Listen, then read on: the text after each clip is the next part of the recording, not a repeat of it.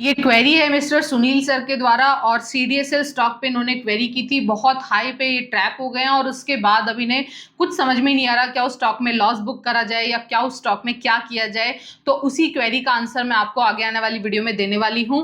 तो आज वीडियो की शुरुआत करेंगे सीडीएसएल स्टॉक के फंडामेंटल एनालिसिस से। आखिर क्या हो रहा है सीडीएसएल में और आगे क्या किया जाना चाहिए। देखिए, क्या करना है क्या नहीं करना वो तो आपका पर्सनल डिसीजन होगा, लेकिन मैंने क्या किया मैं वो आपको बता देती हूँ। तो CDSL central depository services India limited, सबसे पहले थोड़ा सा इस कंपनी के बारे में बता देती हूँ कि सीडीएसएल है ना, ये फैसिलिटेट करता है holding and transacting securities in electronic form and facilities that settlement of trades executed on stock exchange, और वो भी स्पेशली बीएसई पे जो जितने भी स्टॉक ट्रेड करते हैं ना, उनके सेटलमेंट का काम आपको सीडीएसएल करता हुआ दिखाई देगा। कंपनी के थोड़े से फंडामेंटल पे नजर डालें तो कंपनी का पी इस वक्त 64 पे है, जो काफी हायर साइड पे माना जाता है। जब भी आप मान के चलना बुल मार्केट रहेगा ना, उस वक्त कंपनी का पी जितना मर्जी चला जा सकता है, लेकिन जैसे ही बुल मार्केट खत्म होता है ना, उसके बाद स्टॉक की असली एक्चुअल जहां पे उसका पी सेटल होना चाहिए ना, वो जाके आपको इसलिए स्टॉक गिरता हुआ दिखाई देता है। तो ये कंपनी वैसे भी आपने देखा होगा बहुत ज्यादा तगड़ा रिटर्न लोगों को दिया है। 200 रुपए से चला हुआ स्टॉक है और 200 रुपए का स्टॉक 2000 के आसपास का हाई टच किया है, जिसने लास्ट केवल 3 इयर्स में actual multibagger return CDSL ने लोगों को दिया है। लेकिन क्या अब आगे जाके सीडीएसएल मल्टी बैगर बन पाएगा या नहीं बन पाएगा, तो उसमें बहुत सारी अड़चने अब आने लगी हैं। क्यों आगे नहीं बन पाएगा, उसी का रीजन आपको इस वीडियो में आगे मिलने वाला है। पूरा वीडियो आपको अच्छे से देखना है। बहुत अच्छे मेरे क्लाइंट्स के क्वेरीज हैं जो मैं आपको यहाँ डिस्कस करूंगी। ये सीडीएसएल की क्वेरी भी एक उसी में से थी जो मैं आप लोगों को के साथ यहाँ डिस्कस कर रही हूँ। उन्होंने स्टॉक को बहुत हाई पे परचेज कर लिया है 1800 पे, और अब उनको दिक्कत हो रही है। तो मैं अपना बता दूं, अभी जो पीछे सीडीएसएल ने आप 2000 के आसपास का आप देखो कि लगभग जनवरी 2025 में सीडीएसएल ने हाई दिया था 2000 रुपए के आसपास का। उसके बाद स्टॉक में एक स्टीप गिरावट थी और सीडीएसएल लगभग 1050 का लो टच करके आया था। एग्जैक्टली मैंने उस वक्त ट्रेड के लिए सीडीएसएल को पिक किया था, क्योंकि पहली बात तो इस तरह के मार्केट में एकदम टॉप पे मैं स्टॉक पिक नहीं करती। सीडीएसएल को मैंने बहुत पहले थोड़ा बहुत कभी ट्रेड किया था, लेकिन हाँ, इस टाइम जब सीडीएसएल मुझे 1050 के आसपास दिखा, तब मैंने यहाँ पे अपना ट्रेड उठाया था। और 1050 के ट्रेड उठाने के बाद में जब ये चार्ट पे मुझे 1750 के आसपास मुझे इसमें प्रॉब्लम लगने लगी, और आपने देखा भी होगा कि एग्जैक्टली 1780 और 1800 के लेवल से स्टॉक में बिकवाली जारी हो गई थी। तो 1700 के 50 तक आते आते स्टॉक का जो चार्ट था ना, वो मुझे सैचुरेशन शो करने लगा था। मैंने 1750 के आसपास अपनी पोजीशंस काट ली थी। तो अब आपको ये बता रही हूं कि देखो, अगर आपको ट्रेडिंग करने का शौक है ना, तो आपको चार्ट रीडिंग बहुत अच्छे से आनी चाहिए। टेक्निकल चार्ट रीडिंग दुरुस्त किए बिना अगर आपने किसी भी फंडामेंटल गुड या फंडामेंटल बैड स्टॉक में कैसे भी स्टॉक में ट्रेडिंग करने की कोशिश की ना, तो आपको प्रॉब्लम हो सकती है। ट्रेडिंग बहुत ज्यादा एक्सपीरियंस प्लेयर्स का गेम है ट्रेडिंग करना। नॉर्मल लोग, खास करके जो रिटेल इन्वेस्टर, जिनको ना फंडामेंटल का नॉलेज है ना, जिनका टेक्निकल चार्ट स्ट्रांग है, वो अगर ट्रेडिंग करेंगे तो वो डेफिनेटली ट्रेडिंग में फंस जाएंगे। और यही सीडीएसएल के साथ हुआ भी है। इस वक्त चल रहा है बेयर मार्केट, रिसेशन, मंदी का फेज, और ऐसे में 64 का पी ली हुई कंपनी अगर और उसके बाद में सेकंड जो बड़ा इस कंपनी को झटका लगा है ना, वो एनएसडीएल के आईपीओ से लगा है। तो आप देखो, इतनी ज्यादा पी के आसपास ऑलरेडी ये कंपनी है, उसके बाद एनएसडीएल का आईपीओ आता है। तो जितने भी ट्रेडर्स थे, जितने भी लोगों ने यहां से प्रॉफिट बुक कर लिया ना, वो एनएसडीएल की तरफ जाएंगे ट्रेडिंग करने के लिए, ना कि वो सीडीएसएल में बैठे रहेंगे। यहाँ कौन बैठा रहेगा? जिसने लॉन्ग टर्म का सोच के कि अब ये शेयर शायद 20,000 की तरफ जाएगा, तो वो जो रिटेल इन्वेस्टर है, जिसने ना स्टॉक का फंडामेंटल किया, ना उसको टेक्निकल चार्ट रीड करना आता। टेक्निकल चार्ट जिस तरह का है ना, वो तो 1800 के ऊपर जो टेक्निकल चार्ट था उसमें सैचुरेशन शो कर रहा था। तो उस सैचुरेशन के बाद में जो ट्रेडर्स थे वो निकल गए होंगे, जिनको चार्ट्स रीड करने आते हैं वो निकल गए होंगे, या जिन्होंने भी ये देखा होगा कि ये स्टॉक 200 रुपए से चल के और 2000 रुपए हुआ है, इतना स्टॉक ने तगड़ी मतलब एक रैली दी है।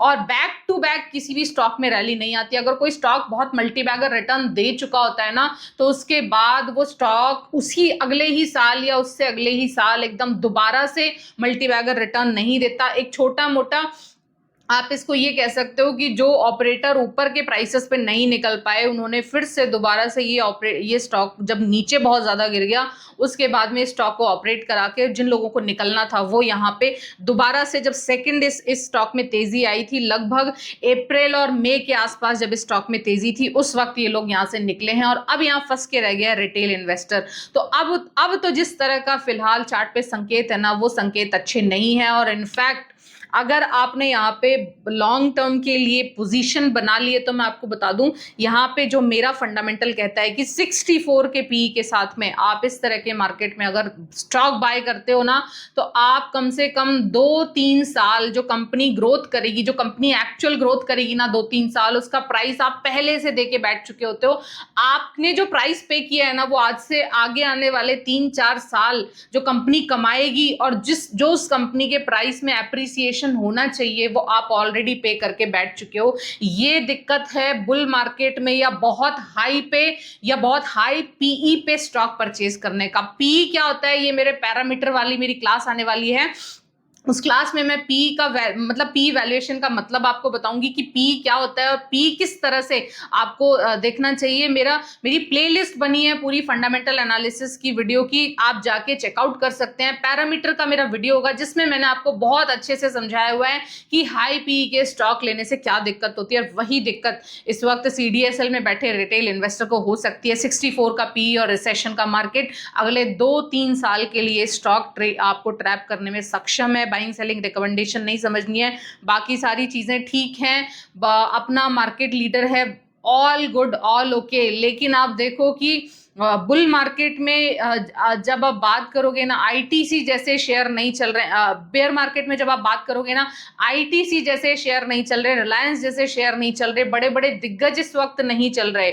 और ऐसे में सीडीएसएल के बाद आया जो आईपीओ है एनएसडीएल, जो थोड़ी बहुत इस स्टॉक में पॉजिटिविटी थी ना, वो भी एनएसडीएल के आईपीओ ने खत्म कर दिया। और इसके चलते स्टॉक में मुझे नहीं लगता आपको कोई भी अभी लॉन्ग टर्म या शॉर्ट टर्म किसी भी तरह की, मैं अपना बता रही हूँ कि मुझे इस तरह के स्टॉक में बाइंग सेलिंग रिकमेंडेशन नहीं समझनी है। इंफॉर्मेशन दे रही हूँ सिर्फ और सिर्फ आपको, रिकमेंडेटरी नहीं लेना है। इस इंफॉर्मेशन को अपना स्टडी करना, अपना रिसर्च करना है। मैं अपना तरीका बता रही हूँ कि मैं कभी भी 64 का पी आप इस तरह के बुल मार्केट में मैं उस कंपनी में किसी तरह का लॉन्ग टर्म परस्पेक्टिव मैं नहीं खोजती हूँ, चाहे वो कंपनी कितनी भी स्ट्रांग फंडामेंटल वाली हो। और जिस तरह के कंपनी का चार्ट फॉर्म हो रहा है ना, स्पेशली उस चार्ट फॉर्मेशन के बाद तो मुझे स्टॉक में थोड़ी मंदी दिखाई देती है। बस इतना ही कहूंगी। चलते हैं अपनी नेक्स्ट क्वेरी पे।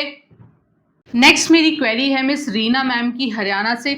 ये कहती है कि पैसा लमसम लगाया जाए स्टॉक में या किसी स्टॉक में एसआईपी की जाए। तो मैं आपको एक चीज बताना चाहूंगी, अगर आप स्टॉक मार्केट में एक्सपीरियंस प्लेयर हैं और आपको एग्जैक्ट एंट्री और एग्जैक्ट टारगेट्स निकालने आते हैं, टेक्निकल चार्ट बहुत अच्छे से रीड करना आता है, स्टॉक मार्केट में छोटी मोटी न्यूज पे डर नहीं लगता, स्टॉक 5-10% गिर भी जाए तो आपको पता है कि उस स्टॉक में क्या करना है, आपने मास्टरी कर रखी है, कम से कम एक बुल और एक बेयर रन आपने बहुत अच्छे से देख रखा है, तो आप पैसा किसी भी स्टॉक में लमसम लगा सकते हैं क्योंकि आप उस पैसे को टेक केयर कर पाएंगे।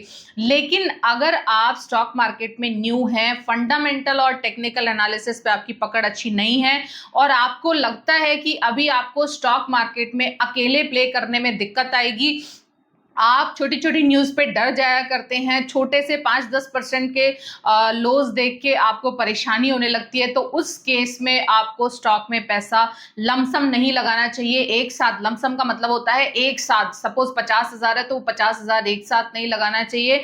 आपको हर क्वार्टर रिजल्ट या फिर हर महीने का बांध लो या हर 2 महीने का बांध लो, पर्टिकुलर स्टॉक में हर 2 महीने में 5,000 या 10,000 आपको हर प्राइस पे डालने हैं। आप इस तरह से पैसा लगा सकते हैं। इसको एसआईपी सिस्टमेटिक इन्वेस्टमेंट प्लान, मतलब एक प्लान बना के और सिस्टमेटिकली उसको फॉलो करें। मतलब वो हर महीने आप उसका स्टॉक खरीद सकते हो, या हर क्वार्टर रिजल्ट पे खरीद सकते हो, या हर 6 महीने में आप उस स्टॉक को खरीद सकते हो।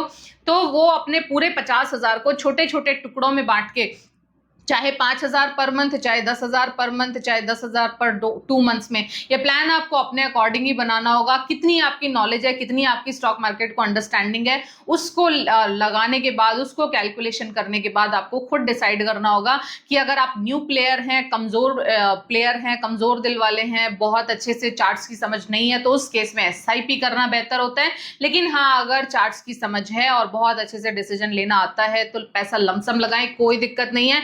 बस स्टॉक का फंडामेंटल और टेक्निकल एनालिसिस आपको करना बहुत अच्छे से आना चाहिए।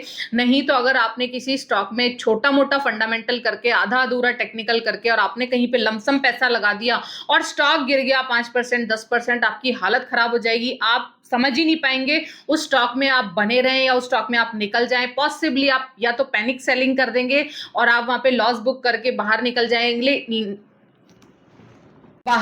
जाएंगे। लेकिन बहुत बार स्टॉक में ऐसा होता है, कई बार कुछ ऐसी न्यूज आती है जो अच्छे स्टॉक को भी 5-10% तोड़ देती है।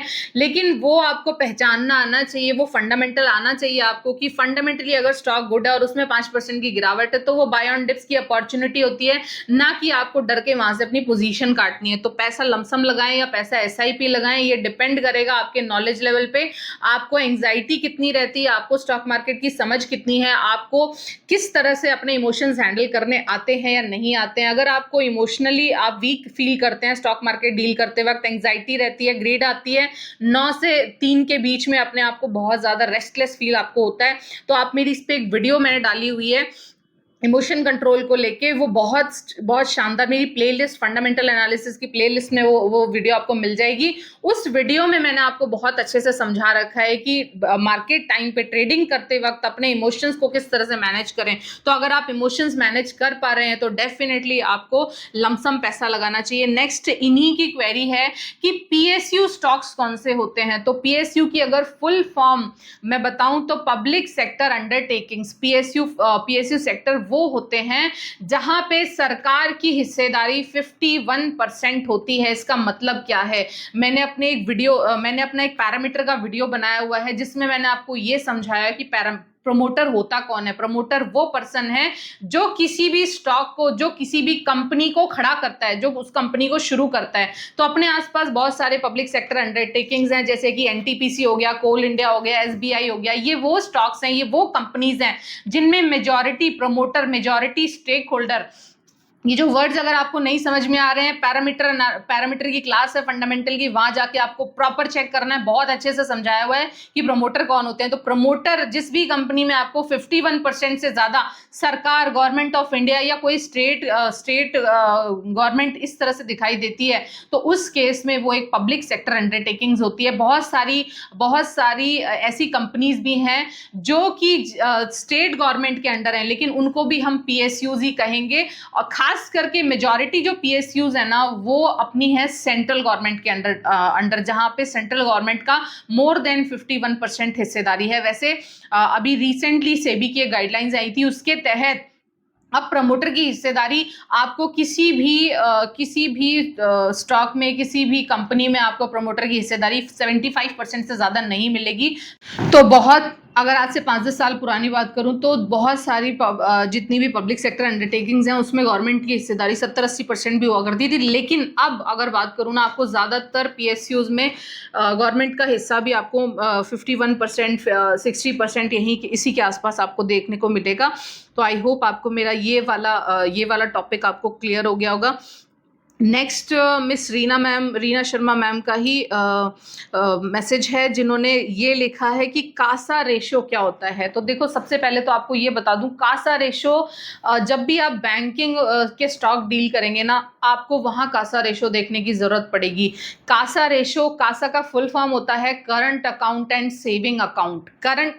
हर बैंक कोई भी बैंकिंग इंस्टीट्यूशन है उसके पास डेली करंट अकाउंट और सेविंग अकाउंट में बहुत सारी गतिविधियां होती हैं, बहुत सारा पैसा हम जैसे रिटेल लोग बैंक में जाते हैं डलवाने के लिए और बहुत सारे लोग वहां से पैसा निकलवाते हैं। तो कासा, तो जो वो गवर्नमेंट बैंक है या कोई भी बैंक है उसको जितना भी पैसा करंट अकाउंट और सेविंग अकाउंट में आता है उनके पास नेट रहता है, मतलब आने और जाने के बाद जो फाइनल डे क्लोजिंग पे उनके पास जो कासा रहता है वो कितना है, वो कासा रेशो कितना है, ये बहुत इंपॉर्टेंट है। एक्चुअली क्या होता है, ये जो कासा वाला पैसा है ना, जो भी करंट अकाउंट और सेविंग अकाउंट में किसी बैंक को मिलता है, ये लोएस्ट इंटरेस्ट रेट पे बैंक को उपलब्ध वो रुपया है जिसको वो आगे लोन में घुमा सकते हैं। मतलब कि आप सीधा सीधा ये बोलें कि जैसे सपोज मैं एक बैंक हूं, मेरे पास बहुत सारे लोग आए, बहुत सारे लोगों ने सेविंग और करंट अकाउंट में सपोज मुझे 100 रुपए दिए और वो 100 रुपए मैंने आगे जाके किसी बड़े बिजनेसमैन को मैंने लोन में बांट दिए, या फिर किसी को कार लोन दे दिया, या फिर किसी को होम लोन दे दिया। ये जो पैसा मुझे करंट अकाउंट और सेविंग अकाउंट में 100 रुपया मिला था, इस पैसे पे मुझे केवल और केवल ब्याज देना है 2-2.5% के आसपास का इस वक्त सेविंग अकाउंट पे ब्याज है, वो केवल 2-2.5% का ब्याज मुझे लोगों को देना है। लेकिन इसके अगेंस्ट में, मतलब ये जो 2-2.5% मुझे देना पड़ रहा है, ये मैं इनकम कहाँ से लूंगी? जो ये 100 रुपया जो मैंने लोन का इन कॉर्पोरेट लोन्स को दिया था, या फिर ऑटो लोन्स वालों को दिया था, या हाउसिंग लोन्स वालों को दिया था, जो मैंने कम से कम 10 से 12% के इंटरेस्ट रेट पे दिया था, तो इनसे मुझे मिलने वाला है उसी 100 रुपए पे 10 से 12 रुपए, और इन लोगों को मुझे देना है लगभग 2.5 से 3 रुपए मैक्सिमम। तो ये जो बीच का जो गैप हो गया, वही 100 रुपए जो मैंने यहां से हम मतलब जो रिटेल लोग हैं उनसे लिया, वो 100 रुपया, यहां 100 रुपया लोन में बांटा, यहां मुझे मिला 10 से 12 रुपए और यहां मुझे देना है केवल 2-2.5 रुपए। ठीक है, तो ये जो बीच में लगभग 8 रुपए का जो गेन हुआ ना, ये उस बैंक का, बैंक भी यहाँ पे कंपनी की तरह एक्ट करेगा, तो ये उस बैंक का नेट प्रॉफिट हो गया। तो Kasa ratio is the lowest ratio, मतलब कासा रेशो पे मिलने वाला पैसा लोएस्ट आप कह सकते हैं इंटरेस्ट रेट पे बैंक को उपलब्ध मनी है।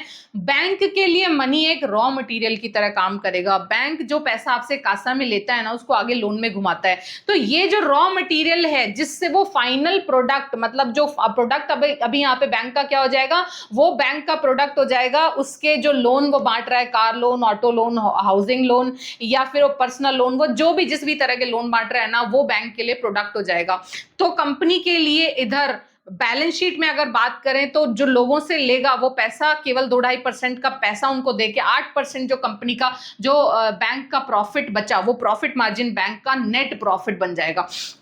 तो जिस भी बैंक के पास कासा रेशो जितना ज्यादा आता है, CASA मतलब करंट अकाउंट और सेविंग अकाउंट में जितना ज्यादा पैसा बैंक को मिलेगा, आप समझ लो उस बैंक के पास उतना ही ज्यादा चीपली अवेलेबल रॉ मटेरियल है जिसको वो आगे लोन में घुमा सकता है, जिस पे वो ये 8-9% का मार्जिन जो मैंने आपको बताया था ना, ये वो कमा सकता है। तो सबसे पहले आपको ये जानना पड़ेगा कि ये जो फर्क है ना, जो 8% का मार्जिन, ये सिर्फ कासा की वजह से निकल पा रहा है। सपोज किसी बैंक के पास कासा में पैसा बहुत कम आया, उसके पास छोटे छोटे पैसे देने वाले लोग नहीं थे, कासा वाले लोग नहीं थे, तो अब जो बैंक को लोन देना होगा ना, वो लोन का पैसा उस बैंक को RBI से 6-6.5% के रेपो रेट पे लेना होगा। यहां आपको बहुत अच्छे से डिफरेंस समझ में आ जाएगा। तो जो 6-6.5% आपने देखा होगा रेपो रेट हेडलाइंस बनाता है, रेपो रेट वो रेट होती है जिस पे RBI बाकी के सारे बैंक्स को कर्जा देता है।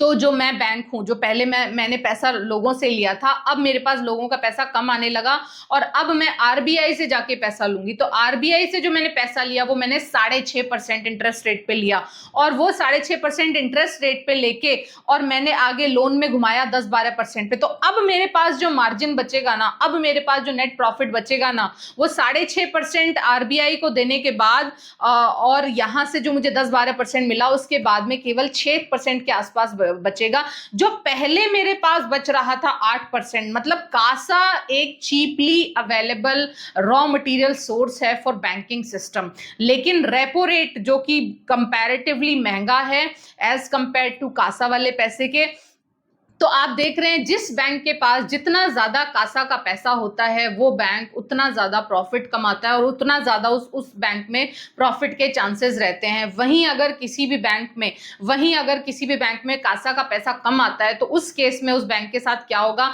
कि जो आरबीआई है जो 6.5% पे रेपो रेट पे पैसा दे रहा है वहां से पैसा लेना होगा और उस केस में बैंक का नेट प्रॉफिट काफी कम हो जाएगा। जो पहले 8% था वो अब केवल 6% रह जाएगा। आई होप आपको मेरा ये कंसेप्ट क्लियर हो गया होगा। मैंने बहुत अच्छे से कासा रेशो समझाने की कोशिश की। Current account and saving account जितना ज्यादा अवेलेबल बैंक के पास उतना ज्यादा बैंक का नेट प्रॉफिट, और अगर कासा रेशो किसी बैंक के पास कम है तो उस बैंक, वैसे हालांकि और भी बहुत सारे फैक्टर्स होते हैं नेट प्रॉफिट, लेकिन ये एक पैरामीटर है बैंकिंग स्टॉक को जब भी आप एनालाइज करेंगे तो ये एक पैरामीटर है। वैसे बैंकिंग स्टॉक मैं क्यों लेती हूँ, कैसे लेती हूँ, और मेरे वो टोटल सारे पैरामीटर कौन से हैं जिन पैरामीटर्स को देखने भालने के बाद में मैं फाइनली एक बैंक को चूज करती हूँ, बैंक को पिक करती हूँ, वो मेरी एडवांस क्लास का पार्ट है। लेकिन हाँ, कासा रेशो भी बहुत इंपॉर्टेंट होता है। ये जब भी आप किसी बैंकिंग सेक्टर का फंडामेंटल करें तो उसके कासा रेशो को आप जरूर चेक करने की कोशिश करें कि उस बैंक को मिलने वाला रॉ मटेरियल क्या किसी आप देखेंगे कि कासा से मिल रहा है या उसको सारा का सारा पैसा रेपो रेट पे महंगा लेना पड़ रहा है। अगर रेपो रेट पे महंगा लेना पड़ेगा तो बैंक का प्रॉफिट मार्जिन कम हो जाएगा। आई होप आपको मेरी ये वाली बात बहुत अच्छे से क्लियर हो गई होगी कि कासा रेशो क्या होता है। चलते हैं अपनी नेक्स्ट क्वेरी पे। इसके बाद इन्हीं की नेक्स्ट क्वेरी है कि साइक्लिक सेक्टर कौन से होते हैं। तो आपको बता दूं, साइक्लिक सेक्टर वो सेक्टर होते हैं जिनकी रेवेन्यू जनरेशन कैपेसिटी का नेचर साइक्लिक होता है। मतलब इन बिजनेस में वो उनका प्रोडक्ट बिकता है, उसके 3-4 साल बाद वो प्रोडक्ट नहीं बिकता। आपको एक छोटा सा एग्जांपल देना चाहूंगी। जैसे सपोज मैंने अगर कोई गाड़ी खरीदी तो उस गाड़ी को मैं कम से कम 2-3 साल यूज करने के बाद सोचूंगी कि अब मुझे नई गाड़ी लेनी है, ठीक है।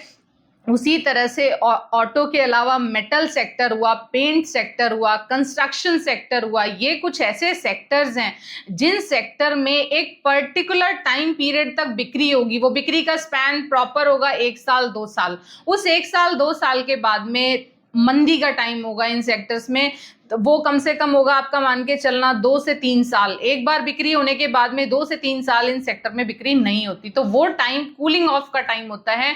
तो साइक्लिक, अगर आपने कोई साइक्लिक बिजनेस में पैसा लगा दिया है, चेकआउट कि आपके पोर्टफोलियो में कौन से साइक्लिक सेक्टर के स्टॉक्स हैं और कौन से नॉन साइक्लिक सेक्टर के स्टॉक्स हैं। हालांकि मेरी एक पूरी क्लास है जिसमें मैंने बहुत अच्छे से बता रखा है किस तरह से ट्रेडिंग के स्टॉक पहचानने हैं, किस तरह से इन्वेस्टमेंट के स्टॉक पहचानने हैं।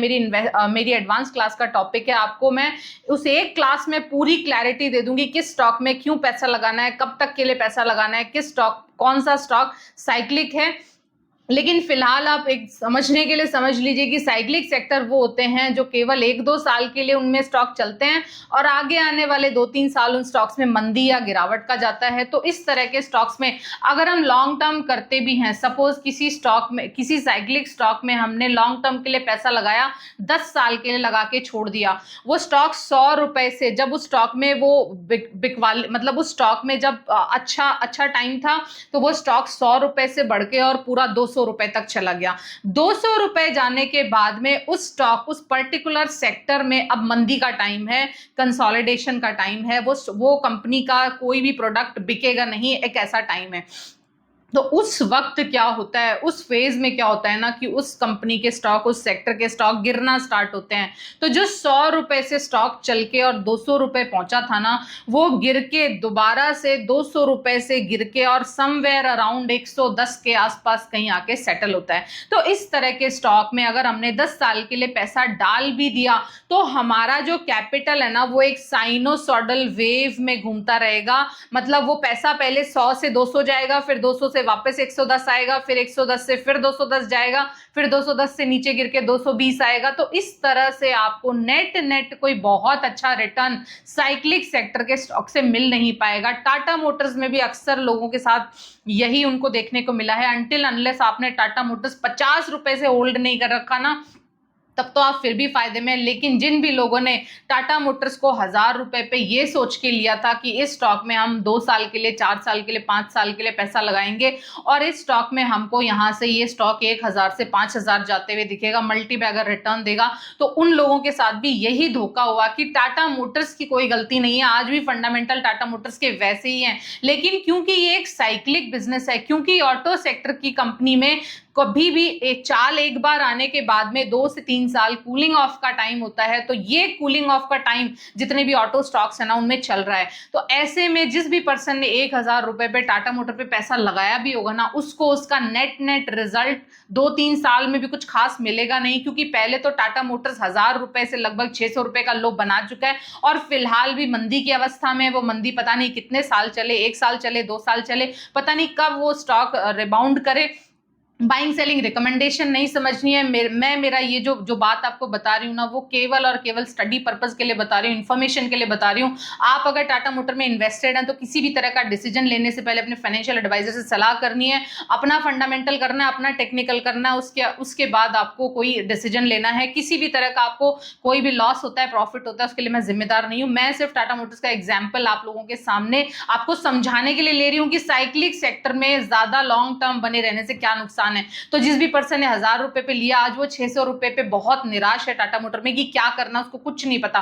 तो ऐसे साइक्लिक बिजनेस में जिसमें कि बार बार स्टॉक एक बार ऊपर जाएगा और दोबारा वहीं जहां से वो चलना स्टार्ट हुआ था वहीं पे आके वो लो बनाएगा, इस तरह के स्टॉक में लॉन्ग टर्म में भी कोई बहुत ज्यादा आपको गेन होता नहीं है। इस तरह के स्टॉक्स आपको डेफिनेटली टेक्निकल चार्ट पे ही डील करनी चाहिए। जब टेक्निकल चार्ट पे इन सेक्टर में, इन शेयर्स में बुलिश सिग्नल्स हो, तब आपको उन स्टॉक में एंट्री करनी चाहिए। और जैसे ही इस स्टॉक में गिरावट, मंदी स्टार्ट होने वाली हो या कूलिंग ऑफ पीरियड का टाइम हो, तो उस वक्त आपको इस तरह के सेक्टर और इस तरह के स्टॉक से प्रॉफिट बुकिंग कंसिडर करनी चाहिए। अगर आप उसमें बने रहेंगे तो आप कैपिटल को ट्रैप करे रखेंगे और शेयर मार्केट में लॉन्ग टर्म का मतलब ही नहीं समझ पाएंगे। लॉन्ग टर्म का मतलब होता है अपनी जो कैपिटल है ना, वो ऑलवेज ऑन वर्क रहनी चाहिए, वो कहीं भी स्टक नहीं होनी चाहिए। ज्यादातर आपकी जो कोशिश होनी चाहिए ना, वो अच्छे फंडामेंटल वाली कंपनी जो कि साइक्लिक बिजनेस की नहीं है, कोशिश उन कंपनीज में करो जिनका बिजनेस साइक्लिक नहीं है। बहुत सारे बिजनेस अपने ऐसे हैं कि बहुत सारे बिजनेस अपने एवरग्रीनिंग बिजनेस है, हमेशा वहां पे चाल रहेगी, हमेशा आपको वो स्टॉक चलते हुए दिखाई देंगे। तो उस तरह के स्टॉक को पहचानने की कोशिश करनी है और उस तरह के स्टॉक में लॉन्ग टर्म का पैसा लगाना है। और अगर आपको ट्रेडिंग करने का मन है, चार्ट पे आप ट्रेड्स करना चाहते हैं, स्विंग ट्रेड करना चाहते हैं, या फिर 5-7 महीने होल्डिंग वाला पैटर्न ट्रेड करना चाहते हैं, तो उसके लिए आपको टेक्निकल चार्ट की समझ होनी चाहिए। आपको पता होना चाहिए कौन से स्टॉक लॉन्ग टर्म होल्डिंग वाले हैं और कौन से स्टॉक ट्रेडिंग वाले हैं। जब तक आपको ये क्लियरिटी नहीं होगी, आप कभी भी स्टॉक मार्केट से अपना मनवांछित जो आपको लगता है कि ये रिटर्न आपकी मेहनत पे आना चाहिए, वो आएगा ही नहीं। क्योंकि अगर आप 1000 तरह के फंडामेंटल एनालिसिस करके आप किसी साइक्लिक स्टॉक में घुस गए जहां पे वो मंदी का दौर है, वो स्टॉक आपको चलते हुए नहीं दिखेगा, आप होपलेस हो जाएंगे और उसके बाद में आप हो सकता है स्टॉक मार्केट को लेके नेगेटिव अपने मन में विचार ले आए। लेकिन ऐसा नहीं है, स्टॉक मार्केट हमेशा चलता है, स्टॉक मार्केट हमेशा चला है, स्टॉक्स भी हमेशा चले हैं। बस साइक्लिक नेचर के स्टॉक्स में जो दिक्कत है वो मैंने आपको बता दी। आई होप आपको ये चीज बहुत अच्छे से समझ में आ गई होगी। इसके बाद एक पर्सन की क्वेरी थी कि न्यूज़पेपर कैसे पढ़ा जाए। बहुत इंपॉर्टेंट सवाल है। न्यूज़पेपर लोग पढ़ना चाहते हैं लेकिन उनको पता ही नहीं है कि न्यूज़पेपर पढ़ना कैसे है। तो मैं एक शॉर्ट वैसे तो न्यूज़पेपर को बहुत बारीकी से कहाँ से मैं क्या देखती हूँ, इस पे मेरा पूरा एक एडवांस क्लास का टॉपिक है, मेरी पूरी एडवांस क्लास है जिसमें मैं बहुत बारीकी से एग्जैक्टली मैं आपको न्यूज़पेपर पढ़ के दिखाती हूँ और एग्जैक्टली कि मैं किसी न्यूज़पेपर में कैसे स्टॉक चूज करती हूँ, क्या क्या देखती हूँ, किस तरह से अपने स्टॉक्स की न्यूज देखती हूँ, किस तरह से बहुत अच्छे परफॉर्मिंग स्टॉक्स को सिलेक्ट करती हूँ, चूज करती हूँ। वो तो मेरी क्लास का टॉपिक है। लेकिन फिलहाल मैं आपको ये बता दूं कि अगर आप न्यूज़पेपर पढ़ना चाहते हैं तो आपको सबसे पहले हैबिट डेवलप करनी होगी। कम से कम 7 डेज में से आप 4 दिन या 5 दिन का न्यूज़पेपर कम से कम पढ़ पाएं, क्योंकि बहुत बार खबरें रिपीट भी होती हैं। आपको एक ही न्यूज़ कई बार 2-3 दिन तक हेडलाइन बनाते हुए दिखेगी, तो बार बार एक ही न्यूज़ को पढ़ने का कोई मतलब नहीं है। लेकिन हाँ, ओवरऑल मार्केट में क्या चल रहा है ये आपको बहुत अच्छे से पता होना चाहिए। अगर आपको ये चीज बहुत अच्छे से पता है, केवल तभी आप न्यूज से अपडेटेड रह पाएंगे। केवल एक न्यूज पढ़ के उस पर ट्रेड लेना, बाय और सेल करना, this is not only enough in stock market. आपको स्टॉक मार्केट में कंटिन्यू टच में रहना पड़ेगा, न्यूज से अपडेटेड रहना पड़ेगा। अपने पोर्टफोलियो के स्टॉक्स की न्यूज से तो बहुत ज्यादा अपडेट रहना पड़ेगा। इसके अलावा कौन कौन से स्टॉक इस वक्त हेडलाइंस बना रहे हैं वो भी आपको अपनी स्टडी में शामिल करने हैं। न्यूज़पेपर पढ़ते वक्त कीवर्ड्स जो भी आपको समझ में नहीं आता न्यूज़पेपर पढ़ते वक्त, हम में से ज्यादातर जो रिटेल इन्वेस्टर हैं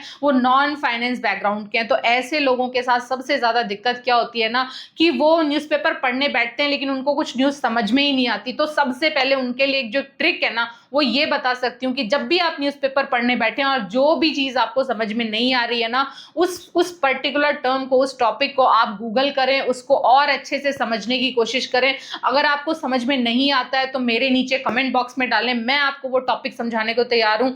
स्टॉक मार्केट की एक वोकैबुलरी है। स्टॉक मार्केट में मैं मान के चल रही हूँ केवल 3, 4, 5 हजार वर्ड्स, मतलब 3,000 से लेके 5,000 वर्ड्स अगर आपने सीख लिए, उनका मतलब सीख लिया और ट्रेंड सीख लिया, किस तरह से कब न्यूज बनती है, तो आप खुद से अपना मार्केट प्रेडिक्शन सीख जाएंगे। 2 साल अगर आपने 1-2 साल भी ये बहुत कंसिस्टेंसी के साथ न्यूज़पेपर पढ़ लिया और न्यूज़पेपर में आने वाला हर शब्द उसको आपने समझने की कोशिश कर ली, तो आपके लिए मोर देन इनफ रहेगा। आप बहुत अच्छे से न्यूज़पेपर प्रेडिक्शन भी सीख जाएंगे। तो ये मोटा मोटा, पहली बात तो आपको न्यूज़पेपर डेली पढ़ने की कोशिश करनी है। अगर आप डेली नहीं भी पढ़ पा रहे हैं तो कम से कम 3-4 दिन में पढ़ने की कोशिश करनी है। और अगर उसके बाद में भी आपको समझ कुछ नहीं आ रहा तो सबसे पहले शुरुआत करें एक एक पेज पढ़ने की, जिसमें कि हेडलाइन में आपको जो भी आपको कीवर्ड समझ में नहीं आता उस कीवर्ड को समझने की आपको कोशिश करनी है। न्यूज़पेपर पढ़ना बहुत ही ज्यादा जरूरी है। बिना न्यूज़पेपर पढ़े अगर आप टेक्निकल फंडामेंटल करके स्टॉक में घुस भी गए लेकिन आपने न्यूज से अपडेशन नहीं रखा, न्यूज से आप वाकिफ नहीं रहे, तो हो सकता है कोई ऐसी बड़ी न्यूज आ जाए जिसका उस स्टॉक पे अगले हो सकता है 1 साल के लिए, 2 साल के लिए या और भी ज्यादा कुछ नेगेटिव इंपैक्ट रहे। तो उस केस में उस कंपनी से जहां पे आपने बहुत अच्छा टेक्निकल और फंडामेंटल करके एंट्री की है ना, आपको स्टॉक से फिर एग्जिट भी करना पड़ेगा। ये भी बहुत इंपॉर्टेंट है। तो ये सारी चीजें आपको ध्यान में रखनी ही पड़ेंगी। अगर आप न्यूज़पेपर में मास्टरी करना चाहते हो तो न्यूज़पेपर में आपको मेहनत करनी ही पड़ेगी, उसके बिना कोई ऑप्शन नहीं है।